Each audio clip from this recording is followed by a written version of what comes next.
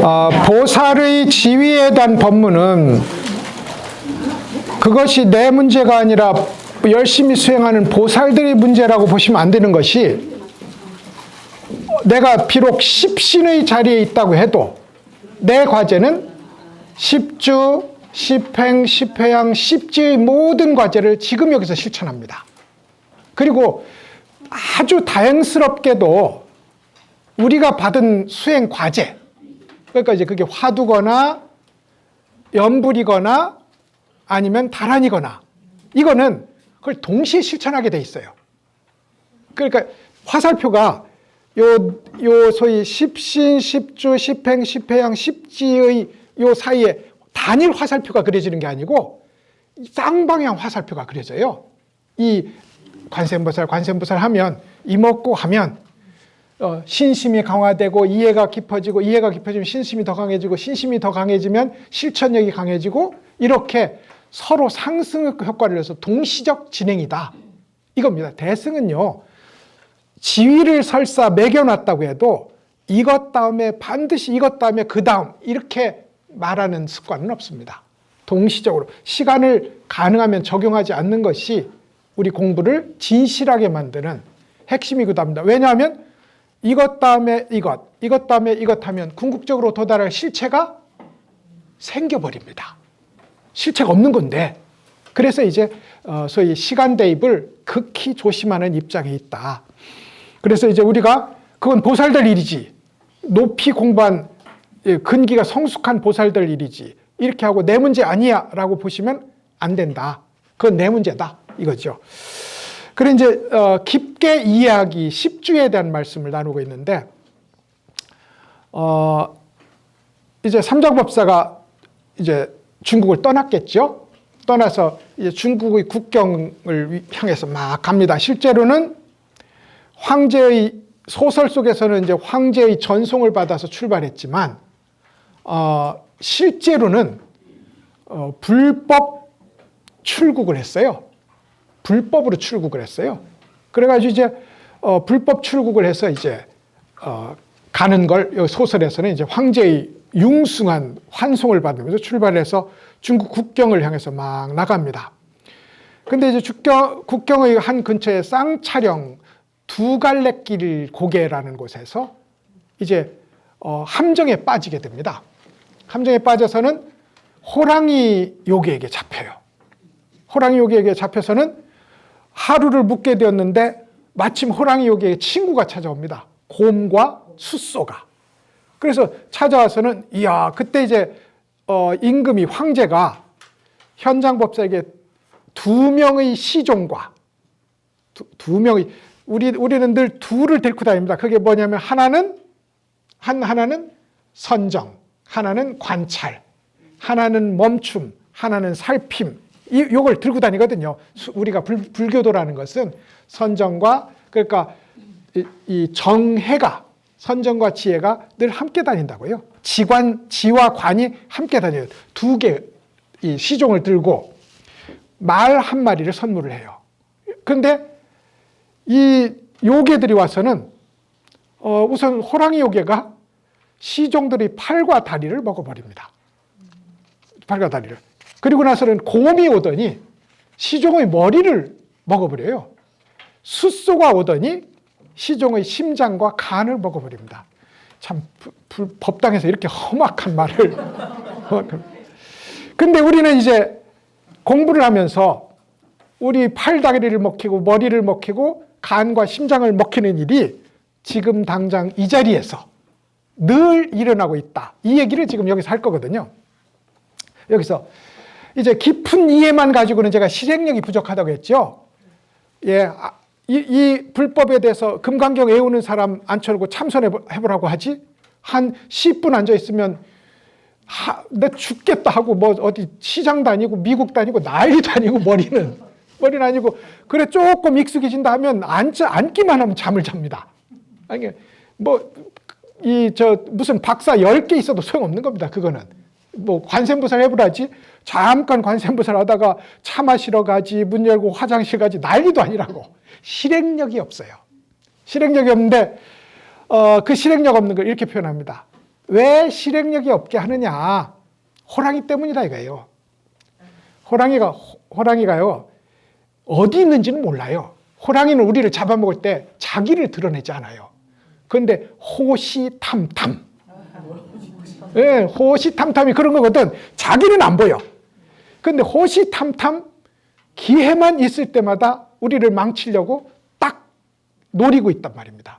이걸 우리 깊은 마음속에 둘로 나누는 마음, 분별심이라고 표현하겠습니다. 이 분별심은 표층과 중층과 심층이 다 있어요. 제일 심층은 아리아식도 분별심입니다. 결국은 이 분별심을 뿌리니까. 그래서 이제 분별심이 호시탐탐하고 있어서 분별심이 작동하는 한 우리는 직접 부처되는 길을 못 갑니다. 자꾸 해석해대지.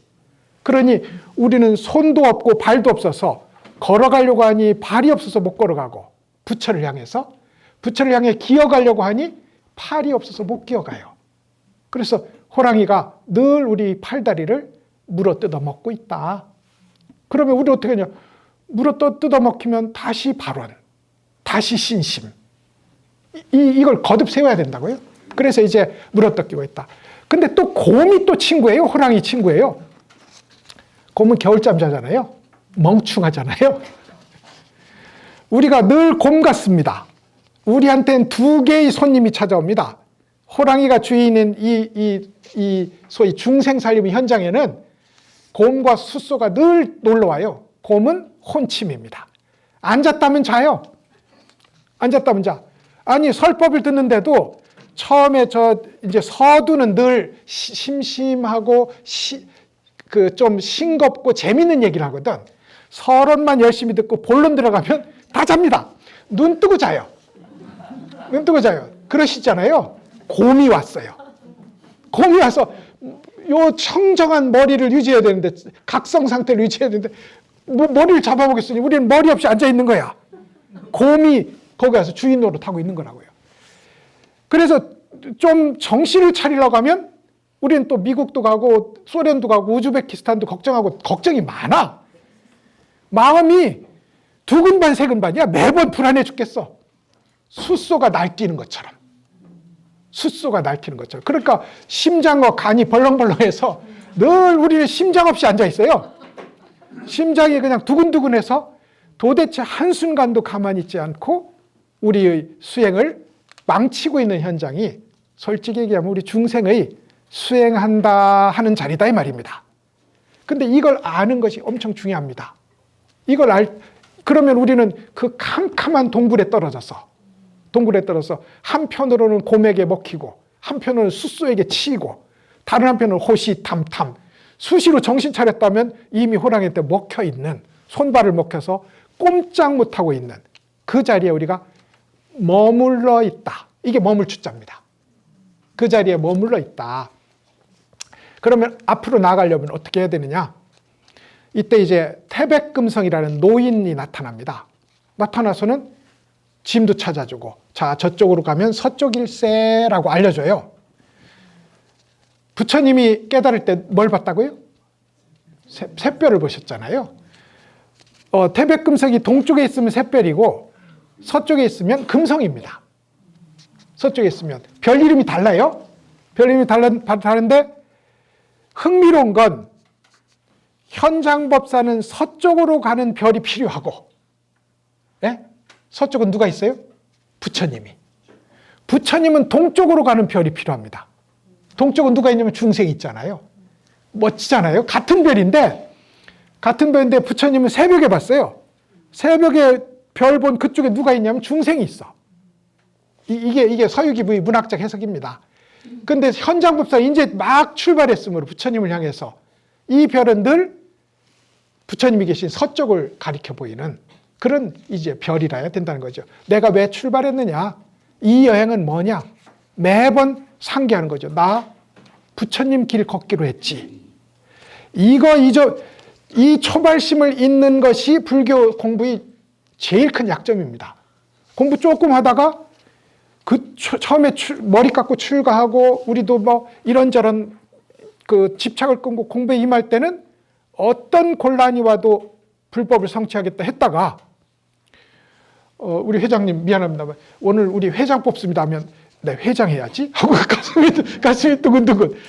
그러면서 왜 불법 공부하러 왔는지를 까먹습니다. 까먹고 그때마다 우리에게 태백금성이 나타나서 본래 마음 잊지 말아야 곰도 안 찾아오고 수소도 안 온다. 문제가 있을 때마다 내 불교 여행의 출발이 무엇이었는지, 이 인생을 모두 바쳐서라도 불법의 부처님의 간기를 따라가리라 하는 이런 서원 같은 게 우리한테 있었잖아요. 서원 같은 게. 아니면 정말 솔직하게 우리 삶의 고통을 없애겠다 이거잖아요. 그게 부처님의 서원입니다. 우리 삶의 고통을 없애겠다. 그것이, 근데 내 고통만 없앨 수 없거든요. 우리가 연기적 존재니까. 그래서 중생의 고통을 먼저 없애야 내 고통이 없어져요. 중생의 고통 없는 게 내 고통 없는 거라고요. 우리가 다 가장인데 집안 식구 무탈하면 나는 뭐예요? 행복한 겁니다. 내 행복 따로 있지 않고 집안이 무탈하면 이것이 내 행복이라고요. 그것과 중생이 괴로움을 벗어나면 그것이 내 해탈이라고. 그래서 이제 처음의 첫 서원, 상구벌이 하와 중생의 그 서원을 잊지 않는 일. 이것이 이제 곰요괴를 물리치고, 곰요괴에 먹히지 않고, 물리친다고 하지 맙시다. 곰요괴에 먹히지 않고, 숫소요괴에 밟히지 않고, 호랑이 요괴에게 팔다리 뜯어먹히지 않는 그런 이제 공부 자세가 된다. 이것이 십주 법문에서 서유기가 하고자 하는 이야기가 되겠습니다. 이제 십행이 남았습니다. 십행은 말이죠. 열심히 수행하는 겁니다. 근데 정말로 이 수행을 이렇게 우리는 이런 마음을 합니다. 얼음을 문대서, 예? 얼음을 막 문대요. 그래가지고 불을 구하려고 하는 마음으로 공부합니다. 여기에는 긍정적 의미와 부정적 의미가 있어요. 얼음을 문대서 불이 안 일어나지요. 우리가 이먹고를 해서 깨달을 것 같아요? 못 깨닫습니다. 좌선을 해가지고 그야말로 8년 장잡을 한다고 깨닫는가요? 그렇지는 않습니다. 그런데 얼음을 문대서 불을 구하려고 하는 그 마음, 근데 안 되네? 아무리 해도 안 되는 그 난감한 절벽에 가로막힌 마음, 이게 도에 가까워요. 이게 긍정적인 의미입니다. 다른 건 얼토당토하는 거죠. 얼음을 문대서 불을 구하고 모래를 쪄서 밥을 짓는 일은 얼토당토하는 일입니다. 정성은 가상하지만. 그래서 이제 노력도 여러분, 돈 버는 노력, 이런 건 다 유의적으로 할 수 있습니다. 물론 큰 돈은 하늘이 벌어준다고 합니다만, 돈 버는 노력, 열심히 하면 어느 정도 벌 거고, 사회적 출세, 열심히 하면 어느 정도 할 거고, 유명해진 것도 어느 정도 열심히 하면 할 거라고요. 불교는 엄청 열심히 하는 마지막 극점에 열심히 하기를 내려놓는 지점이 있어야 됩니다. 3000배 해보셨잖아요. 3000배 해보면 처음에는 열심히 합니다. 나중엔 포기하고 합니다. 어느 게 더 멋지냐면 당연히 포기하고 하는 자리가 훨씬 멋있죠. 이걸 제가 유의수행과 스스로 노력해서 주체가 되어서 하는 수행과 나를 내려놓고 수행에 맡기는 무의수행으로 나눌 수 있다. 서유기에 그 얘기가 있어요. 이제 손오공이 이 곰요괴 또 숫소요괴의 위협에서 벗어났어요. 이제 공부 좀 하게 됐다 이 말이지. 공부 좀 하게 돼가지고 그까짓 거 호랭이 정도 오면 이먹고 하고 물리치고, 곰요괴나 뱀요괴나 여우요괴 오면 이먹고 관세음보살 자기 공부 주제로 물리치는 시점이 됐어요. 그래서 이제 그걸 어떻게 표현하냐면 유백흠이라는 사냥꾼이 나옵니다. 사냥꾼이 나와서는 삼장법사를 안내하면서 호랑이가 오면 호랑이를 쫓고 여우, 뱀이, 독충이 나타나면 여우, 뱀, 독충을 물리치는 최고 사냥꾼으로서의 솜씨를 발휘해요. 이게 힘이 붙은 수행자가 하는 모습입니다. 번뇌가 오면 곧 살펴서 물리친다고요. 물리친다고. 그래가지고 이제 유백흠의 안내를 받았어. 그러니까 우리는 처음에는 열심히 해야 됩니다. 공부 죽어라 열심히 하는 겁니다. 이거는 몸이 부서져라 하는 거 맞아요. 그러니까 열심히 해서 번뇌가 오면 곧 물리치는 유백흠과 같은 사냥꾼으로 이 길을 가요. 가서는 유백흠의 집에 초대를 받습니다. 갔더니 식사하시지요. 그러더니 호랑이 삶은 고기, 노루 삶은 고기, 여우 삶은 고기, 사슴 익힌 고기, 이걸 이 소반에 그득히 산처럼 담아서는 자 드십시오 라고 하는 거예요. 삼중법사는 스님인데, 그래가지고 아이고 나는 며칠은 굶어도 좋으니 안 먹겠습니다. 그러니까 유백흠이 모친이 있다가 아 스님이시니까 그러시겠구나 하고는 고기를 삶은 가마솥을 깨끗이 씻어서 여러 번 헹궈낸 뒤에 거기에 강냉이로 밥을 짓고 채소 나물을 묻혀서 상을 차리랍니다. 그러니까 한쪽에서는 유백흠이 앉아서 호랑이 고기, 사슴 고기를 뜯고 있고, 다른 한편에서는 삼장법사가 강냉이 밥에 나물을 집어서 먹고 있는, 제가 표현하는데 육식과 채식의 겸상. 멋지죠? 제가 만든 말입니다. 육식과 채식의 겸상을 이제 하게 됩니다. 그러고 나서 후원에 가보니 사슴과 노루들이 후원 뒤뜰에 놀고 있는 거예요. 그러니까 한쪽에는 호랑이 가죽 피비린내는 무기들이 잔뜩 쌓여 있는데, 전리품들이. 다른 한 마당에는 보니까 푸른 풀밭에 노루와 사슴들이 뛰어놀고 있는 거예요. 나중을 대비한 나중을 대비한 식량 준비인 거죠. 식량. 여러분, 식사는 제일 고급이 걸식인 거 압니까? 예, 불교적으로 식사는 제일 수준 높은 식사가 걸식이에요. 걸식은 뭐냐면 진리가 오는 대로 나를 맡기는 거잖아요. 진리가 오는 대로 나한테 무엇이 오든 그게 내 몫이거든요. 그게 내 몫이라서 진리가 온 바로 나한테 온 그것, 쌀밥이 오면 쌀밥, 보리밥이 오면 보리밥, 쉰밥이면 쉰밥, 그것이 나의 몫이라고요. 우리가 진리를 맞이하는 태도가 그래야 되거든요. 수순, 따르고 순종하는 것이 법 공부의 핵심이란 말입니다. 그래서 걸식이 제일 높아요.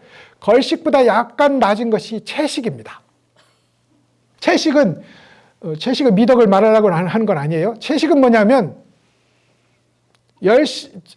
필요한 만큼 물을 주고 거름을 주지만 그것이 성숙해서 먹을 것을 낼 수 있을 때까지 기다려주는 느긋한 마음이 있어요. 성숙한 마음입니다. 성숙한 마음. 그것에 비해서 인류사에서도 사냥시기 다음에 뭐가 있었어요? 목축시기. 길러서 잡아먹는 시기가 있습니다. 수행에도 자기의 품성을 잘 기르고 필요할 때 쓰는 소위 힘 기르는 시기가 있어요. 힘 기르는 시기가.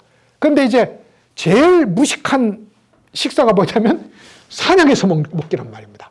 그런데 이게 우리 수행에 다 있다고요. 다 있어. 그래서 분노가 일어나면 분노를 대치하는 방법도 있어요. 분노를 다스리는 방법이 있다고. 이건 사냥하는 거지. 근데 분노가 와도 분노를 잘 관찰하고 옆에 가만히 놔두는 것은 목축일 거고, 분노를 키워서 계율로 삼고 탐욕을 키워서 소위 계정해로 삼는 이 일은 아마도 곡식 키우는 일과 같을 거다. 그런 거죠. 번뇌가 곧 보리임을 아는 것은 걸식이다. 이런 겁니다. 이 식사를 지금 그 중간에 삼장이 지향하는 것은 오는 대로 인연대로 키워서 먹는 채식이고, 유백흠이 하고 있는 것은 오는 대로 잡아 죽이는 투쟁이고, 근데 우리 공부가 그게 겹칠 때가 있다고. 열심히 공부하다가 이목구를 안 했는데 걸어가는데 훨씬 더 분명하게 화두가 들려. 체험해 보셨을걸요? 관세음보살을 열심히 하다가 법당을 딱 나갔는데 모든 현장이 관세음보살을 하고 있어. 이게 채식이거든요. 열심히 죽어라, 목 쉬어라, 관세음보살 하는 것은 유백흠이고, 가만히 문 열고 나는데 관세음이 저절로 돌아가. 이건 채식이다 이 말입니다. 그 사이에 사슴 길러먹기가 있다고. 노루 길러먹기가요. 그래서 이렇게 이제 채식과 육식의 겸상 사건이 있게 됩니다. 다만 여러분 기억할 게 저희 그 공부 열심히 하는 한 교수님이 그래요. 본래 깨달았는데 왜 수행합니까? 이런 질문 하는 사람 많습니다. 본래 깨달았는데 왜 수행합니까? 이 질문 많이 해요. 불법 공부하시는 분들이. 그러니까 저 아시는 분도 본래 깨달았는데 왜 공부합니까? 공부 안 하고 딱 놓으면 되는데 놔치나? 예. 그러므로 번뇌하고 싸우는 아주 외돌아가는 길이지만 애둘러 가는 길이지만 거듭거듭 번뇌하고 싸우는 현실적 투쟁이 있다고요. 이 시기를 거치다 보면 당연히 본래 깨달음의 힘이 스스로 작동해서 가만 놔둬도 우리를 키워주는 이걸 진여가 우리를 훈습한다고 해요. 진여라는 이 진리가 우리를 길들입니다. 우리가 모르는 사이에. 그래서 이걸 진여 훈습이라고 부르는데 그렇게 우리를 저절로 키워주는 시기가 있다고요. 이게 공존하는 시기가 있어요. 그러다가 어디로 가겠어요? 완전 채식으로 가고 걸식으로 가겠죠. 그 전까지는 유의적 수행에 의미를 두어야 된다. 이게 쌍차력입니다. 보세요. 하나는 올라가는 상행길이고, 아시겠어요? 노력하는 건 고개를 올라가는 상행길이고, 채식하는 건 내려가는 하행길입니다. 근데 그 가운데가 지금 현장이 있는 자리예요. 쌍차니까, 갈래길이니까. 거기서 이제 현장이 채식과 육식을 겸상하고 있는 그 자리입니다. 근데 가만히 생각해보세요. 그 가마솥에 아무리 닦아냈다 해도 고기 비린내가 사라졌을까요? 아직 유의적 수행의 의미가 계속 더 열심히 차원은 다르지만 열심히 공부해야 되는 시기가 바로 이 시기가 된다. 이렇게 되겠습니다. 이래서 이제 이 소위 수행의 실천에는 유의적 수행과 무의적 수행이 필요하고 초기에는 몸이 부서져라 공부하는 시기가 반드시 있어야 되고 뒤로 갈수록 자연에 맡기는 공부가 더 수승하게 된다. 그런데 맡기는 공부를 내세우면서 애쓰는 공부를 무시하면 그거는 불교를 모르는 일이다. 이 얘기를 이제 십행에 대한 얘기에서 하게 했습니다. 마지막 이제 십회양에 대한 말씀을 드릴 거예요. 제가 아까 그랬잖아요. 내가 어떻게 이 공덕을 관세음보살에서 정말로 가슴에 장벽이 툭 무너지면서 모든 것이 녹아나는 듯한 체험을 했다고 해요. 그럼 도대체 이 공덕은 어떻게 지었는고 가만히 돌려서 생각하니 내가 노력한 게 아니에요. 내가 노력한 것이 아니라 이 소위 나를 바치고 있는 주위 환경과 부처님과 부처님 법이 나를 그 자리에 이르게 했다고. 그러니까 내가 이룬 공덕은 하나도 없어.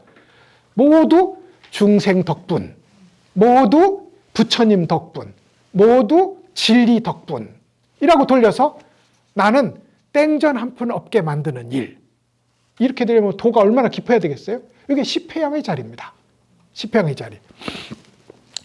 이 십회양의 자리에 이제 이 현장 스님이 어떻게 도착하는지 얘기를 하나 해드리겠습니다. 그래서 이제 유백흠의 이제 이 지원을 받아서 그 집에서 며칠을 묵다가 다시 출발을 합니다.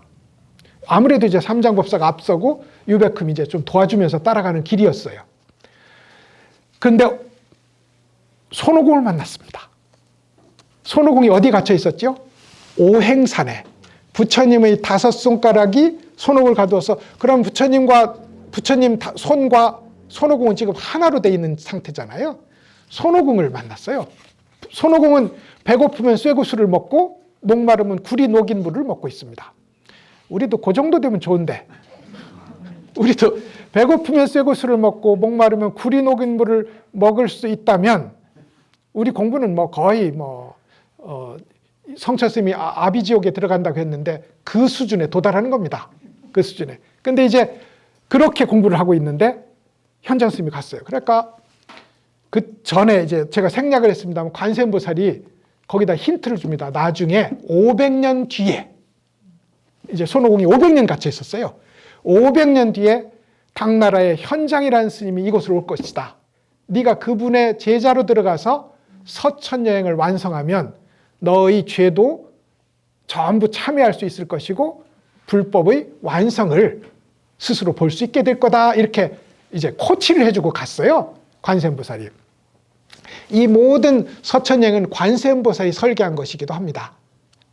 우리의 삶도 그런 거고요. 그래서 이제 저기서 사부님 오셨습니까? 하고 이제 소리 지르고 난립니다. 가보니 머리에는 흙이 풀이 잔뜩 자라있고 난리도 아닌 거예요. 그러니까 유백흠은 알아, 이 원숭이를. 왜냐하면 옛날부터 여기 돌산에 갇혀있는 원숭이가 있다는 걸 알고 수시로 거기 그 밑에 와서 놀았던 거예요. 풀도 뽑아주고. 그래가지고 유백흠은 이제 이 손오공을 아는데 이제 이런 일로 해서 관세음보살님하고 제가 가르침을 받았는데 스님이 저를 이 돌산에서 구해 주실 거라고 했습니다. 어떻게 하면 되니? 요 산의 정상에 올라가시면 금딱지가 하나 있습니다. 그 금딱지를 떼어내시면 제가 풀려날 수 있습니다. 그래서 이제 삼장법사가 산에 올라가 봐요.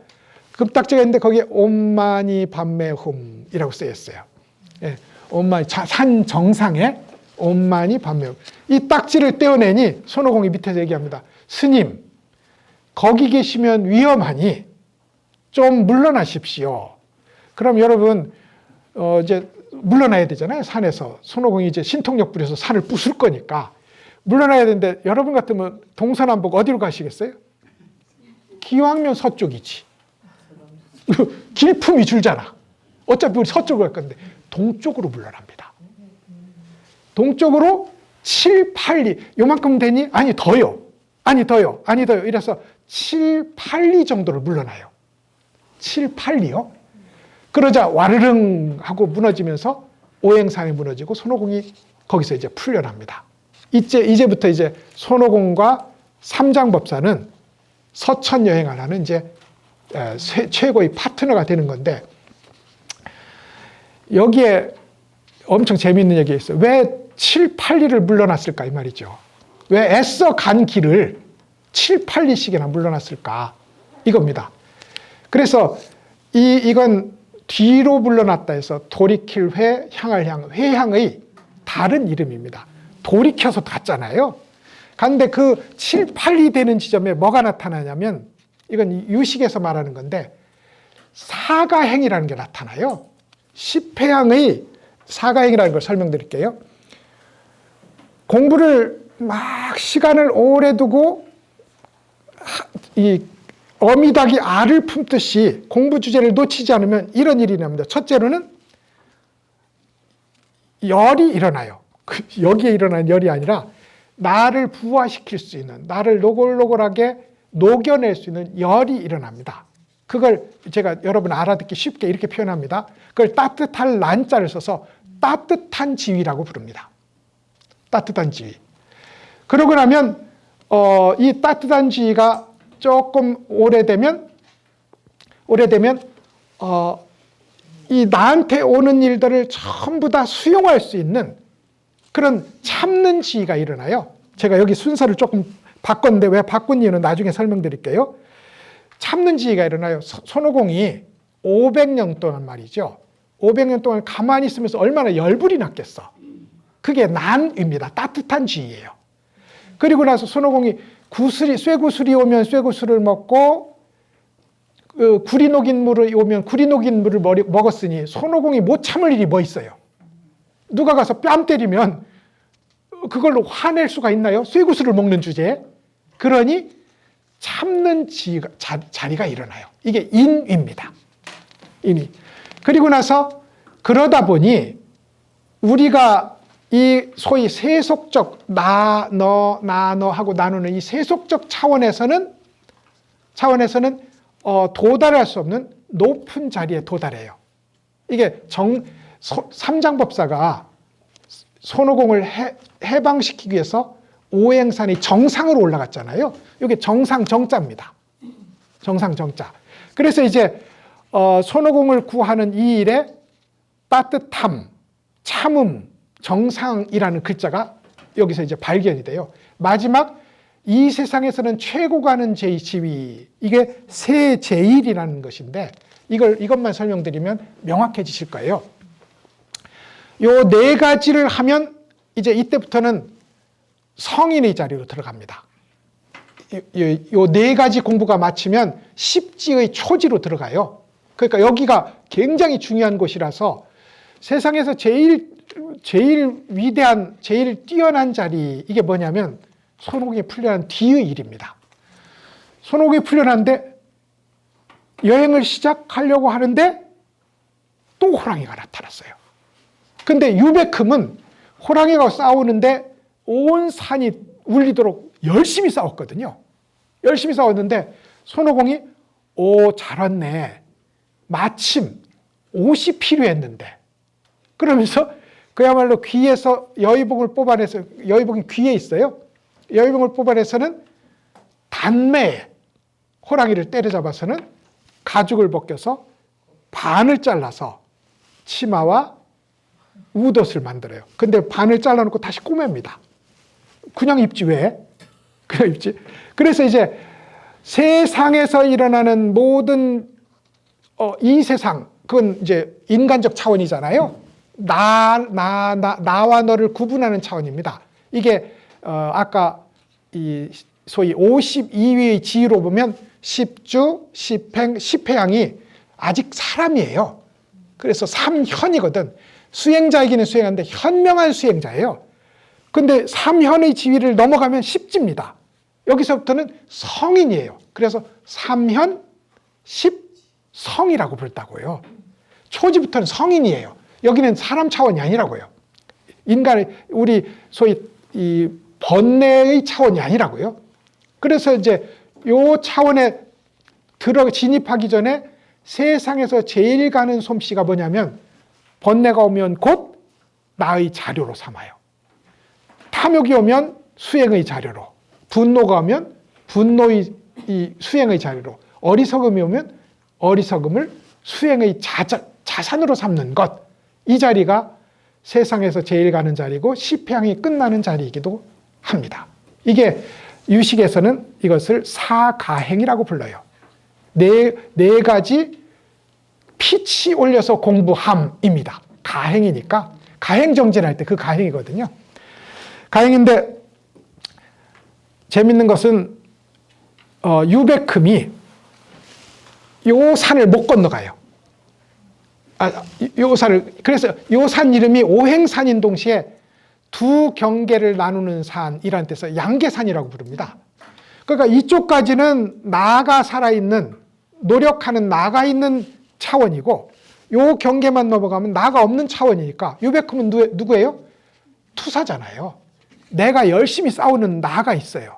그러니까 유베큼이 저는 여기부터 이 산을 못 건너갑니다. 이제 부처의 자리를 못 건너가는 인간 차원의 투쟁이 있는 자리라고요. 그래서 이제 손오공의 양계산에 이제 들어가게 됩니다. 이게 이제 십회양이라고요.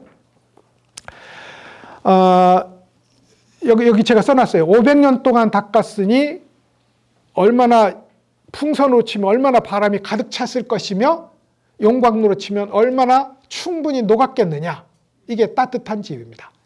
그 다음에 쇠구슬 구리 녹인 물을 먹으면서 500년을 지냈으니 무슨 일이 온들 수용하지 못할 일이 뭐 있겠느냐. 이게 참는 지위입니다. 그 다음에 정상에 부적이 있어서 온만이 반면은 여러분, 시비, 선악, 옳고 그름, 길고 짧음이 없는 자리잖아요. 그게 없는 자리입니다. 온만이 반면하는데 우리는 시비, 선악을 가릴 수가 없거든요. 그래서 그것이야말로 이 공부에, 우리가 공부해 나갈 어떤 정상에 있는 자리라고요. 그 무심의 자리가. 그래서 이걸 정상, 정자를 썼어요. 호랑이를 쉽게 잡는 손오공, 이게 이제 세상에서 제일 가는 솜씨를 부리는 자리라는 뜻에서 서유기에서는 이걸 교학적으로 설명하면 조금 더 복잡합니다만 이렇게 표현했고, 이미지적으로는 딱 맞다. 이게 이제 세제일입니다. 한 가지만 더 말씀드리고 마쳐도 될 것 같은데, 호랑이 가죽을 걸쳤잖아요.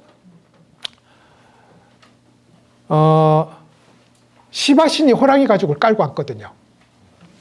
인도에서도 시바신이. 호랑이 가죽은 번뇌의 총칭이라고 할 수 있고 가장 큰 번뇌라고 할 수 있어요. 근데 시바신은 깔고 앉았잖아요. 손오공은 입었어요. 어떤 게 더 고급이냐, 어떤 게 더 차원이 높으냐 이 말입니다. 그래서 이제 당연히 손오공이 그것을 활용하니까, 정복자가 아니라 그것을 활용하는 입장이니까, 이기는 자가 아니라 사용하는 입장이니까 이제 손오공의 이 호랑이 가죽을 입는 이 일은 수준이 엄청 높은 겁니다. 근데 아뢰이를 잘랐다고요? 원래 이제 부처님 때도 세 벌의 가사가 있었어요. 하나는 위로는 배꼽을 가리고 아래로는 무릎을 가리는 치마가 있었습니다. 보통은 이거 입고 살았어요. 흉하다고 하시면 안 됩니다. 이거보다 더 흉하신 분들 많거든. 자인화교도는 다 벗고 지내잖아요. 그러니까 부처님은 어디까지나 과격하지 않다 이겁니다. 그래가지고 다 벗고 지내? 그럼 우리는 걸쳐. 이게 이제 부처님의 중도란 말입니다. 그래서 이제 위로는 배꼽을 가리고 아래로는 무릎을 가려요. 이걸 가지고 일상생활을 했습니다. 나무 아래 공부할 때도 일반적으로 그렇게 공부하셨어요. 그래서 이걸 안타회라고 부릅니다. 예, 안타라가사라고도 부르고 안타회라고 불러요. 그러고 나서 이제 그래도 부처님 설법 들을 때는 그렇게 막 와가지고 그럴 순 없잖아요. 그러니까 이제 부처님 설법을 들을 때는 한 개를 더 입습니다. 짧은 우아기를. 짧은 상의를 하나 더 입어요. 더 입어. 이걸 울다라승이라고 불렀다고요. 그러니까 이게 일상복이었어요. 그런데 엄청 중요한 일, 제일 중요한 일이 뭐예요? 걸식이죠.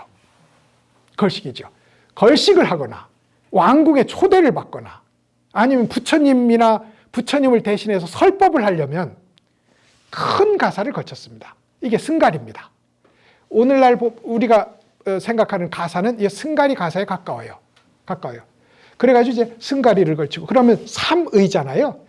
부처님 때 삼의 일발이 허용됐어요. 옷세벌, 바로 하나. 그래서 삼의 일발, 이게 비구 생활이다. 이렇게 불렀는데 손오공도 이제 이걸 잘라서 치마를 만들었고 윗옷을 만들었으니 이제 일상복을 마련한 셈입니다. 근데 이 두 개를 꼬맸으니 승가리까지 마련한 거예요. 한 번에 안타와 울다라승과 그리고 승가리까지 마련해서 이렇게 이 소위 출가 수행자로서의 길을 걷게 됩니다. 이때부터 손오공의 이름이 뭘로 바뀌냐면 행자로 바뀝니다. 그러니 여러분 우리가 절에 가서 행자 스님을 만만히 보시면 안 됩니다. 어디까지 갔느냐? 세상에서 제일 가는 욕망 버리는 자리까지는 다 간 거예요. 안 그렇겠습니까? 머리를 깎았는데 우리는 요 알량한 머리 기른다고 여기까지 왔잖아요. 근데 행자 스님도 우리보다는 높은 겁니다. 머리를 깎고 농담이지만 진심이잖아요. 그죠? 그래서 이제 소위 호랑이를 잡아서 이제부터 그럼 손오공과 이 삼장법사의 여행은 십지 여행이 되는 거예요. 모든 대승불법의 설법은 십지를 말하기 위해서 설합니다. 십지를 아까 육아 5개 육아 지위도 식량 마련하고 자본 여행 준비하는 단계, 좀 열심히 공부하는 단계, 여기까지가 준비고요. 그 다음에 그야말로 열심히 다 그 세상의 실상을 보고 이게 통달입니다. 그 다음에 통달한 에베레스트 산을 눈앞에 보면서 그것을 한 걸음 한 걸음 걸어가는 닦아나가는 지위, 수습이라고 부릅니다. 그리고 드디어 8,800 얼마의 꼭대기에 오르는 것이 구경이라고요. 구경이. 요 세 개가 서유기 전부의 얘기입니다. 전부 얘기. 그러니까 우리가 얼마간의 약간의 체험을 갖고 나 깨달은 거 아닌가? 이것이 여기 이런 지위 점차로 보면 입을 붙일 수가 없는 거예요. 그거 뭐 어디서 해봤자 손오공이 번뇌가 오면 곧 때려잡아. 근데 때려잡는 수준이 아니라 나한테 유익하겠어. 한번 해보셨나요? 분노가 일어난다. 나한테 유익하게 써지나요? 그래서 여기서부터 수행이 시작된다. 여기서부터 진짜 몸이 부처의 세포로 바뀌는, 껍데기 벗고 부처의 새살이 나는 그런 단계를 걷는 것이 서유의 이후 이야기일 거다. 이렇게 이제 말씀드릴 수 있겠습니다. 들어보시고 제가 이제 이렇게 주마간산으로 말씀드렸지만 이 이야기들이 바로 불교의 수행 단계를 표현하기 위한 것이라는 것은 확인되신 거잖아요. 늘 제 얘기를 듣는 사람들이 그 교수님 억지 아닙니까? 근데 절대 아니라는 점 강조드리고 오늘 이 보살의 수행 지위가 우리한테 얼마나 중요하게 적용돼야 되는지를 한번 살펴보는 시간을 가졌습니다. 자, 오늘 우리 공부 마치겠습니다. 수고하셨습니다.